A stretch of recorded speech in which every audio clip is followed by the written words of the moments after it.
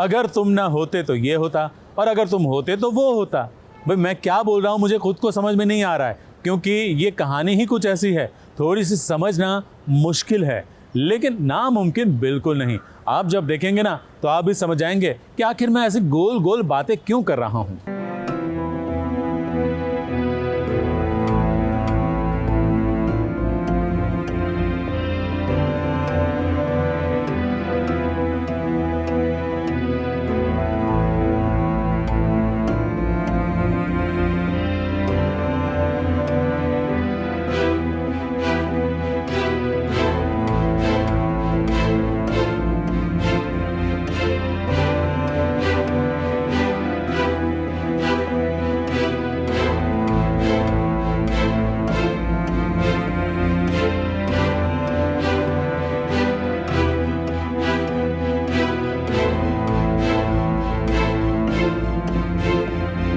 जो राज की बात अभी तक छुपा कर रखी थी नियति के घर वालों ने, अब उस राज के बारे में नियति को पता चल गया है। दुल्हन बनी वो ये सोच रही है कि अब आगे क्या करे। मुझसे और बर्दाश्त नहीं हो रहा अभिमन्यु, ये पापा अपनी मर्जी चला रहे हैं, आनंद अपने थॉट में है, तुम अपने आप को दर्द पहुंचा रहे हो। अभिमन्यु उसके सामने है, वो भी तो जानता है कि बचपन में इनकी शादी हो चुकी है। अब बचपन में जो हुआ उसे अभी तो मानना ही चाहिए, लेकिन परिवार भी तो इनके लिए बहुत मायने रखता है। तो ऐसे में जहाँ पर अब नियति को सच पता चल गया है तो वो बिल्कुल भी आनंद के साथ शादी नहीं करना चाहती है। क्योंकि मुझे डॉक्टर आनंद से शादी नहीं करनी है। मुझे पता चलता है कि मेरी शादी बचपन में अभिमन्यु से हो चुकी है, और इस सीन में जो आप सबने देखा मुझे ये पता चलता है कि अभिमन्यु को भी पता है कि अभिमन्यु की शादी मुझसे बचपन में हो चुकी है।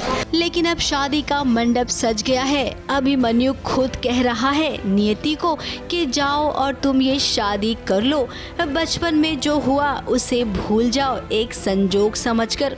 नियति भूल जाओ सब कुछ, भूल जाओ इसे, भूल जाओ मुझे।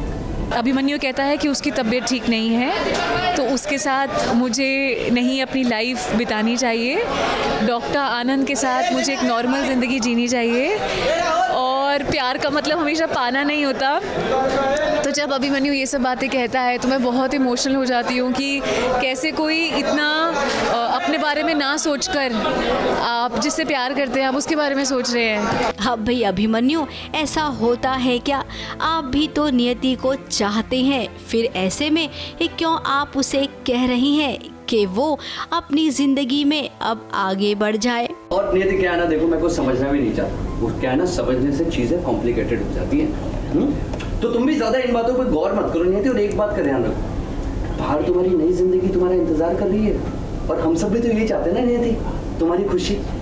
तुम मेरी बात को मानो और नहीं माननी तुम्हारी बात, हमेशा तुम्हारे हिसाब से सब कुछ होगा।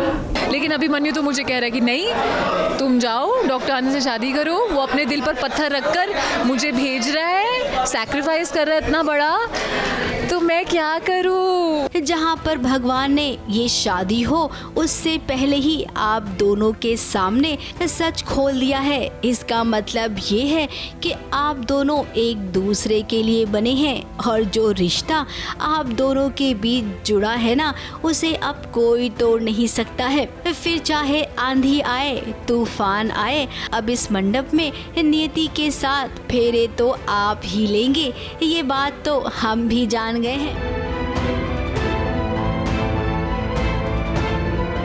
ABP news report.